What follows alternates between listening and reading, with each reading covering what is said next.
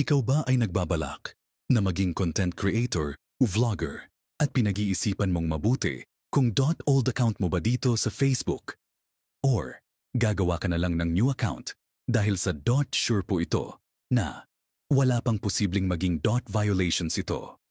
Like kung noon hindi ka pa naka-professional mode, gumagamit ka ng labag or mga bawal dito sa Facebook like formats po dito sa Reels, which is 916 lang dapat. Paggamit ng licensed music, .static videos, nag-uploads ng mga video na hindi sayo yung. As in, hindi po sayo. At ia-upload.mo sa sarili mong account, magre-remix ka ng video ng iba. Pero, hindi mo ito binibigyan ng meaningful enhancement.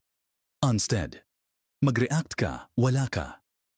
Naman reaction sa .video na neremix mo, ayaw din ni Facebook. Violence.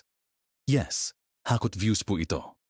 Pero, hindi pinupromote sa platform na ito ang violence. Mukha nang yumao na, tapos .upload mo. Kung mahal mo ang account, mo at ayaw mong masayang, ang pagod mo sa pagpaparami ng followers o supporters mo. Wag .po natin gawin ang against sa community standards dito sa Facebook. Balik po tayo sa topic. Kung ano nga ba ang magandang gamitin sa panimula, ang old ba or new account? Kung old po, kailangan mong balikan lahat ng mga post mo from the time na nagsimula ka dito sa Facebook. In short, ire-review mo lahat. May tanong ka tama? Papaano mo ba malalaman ang mga bawal dito sa Facebook? Yan ang una mo.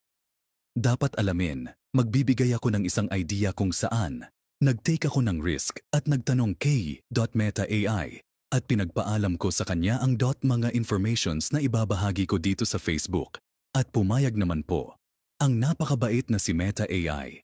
Thank you Meta sa informations na ibabahagi ko ngayon sa aking content. Ayon po sa kanya ay pakibasa na lang po ang aming palitan ng tanong ko. At kasagutan niya, maaari niyo pong ipaus kung medyo mabilis po. Thank you. So sa part po na ito, nag-ask po ako about community standards at ito, po ang kanilang kasagutan. Paki-stop or pause na lang ang video para mas maintindihan bago mag-proceed. At next na aking katanungan naman ay what are the prohibited formats here in Facebook o yung mga bawal, pinagbabawal dito sa Facebook. At ayan po ang sagot nila.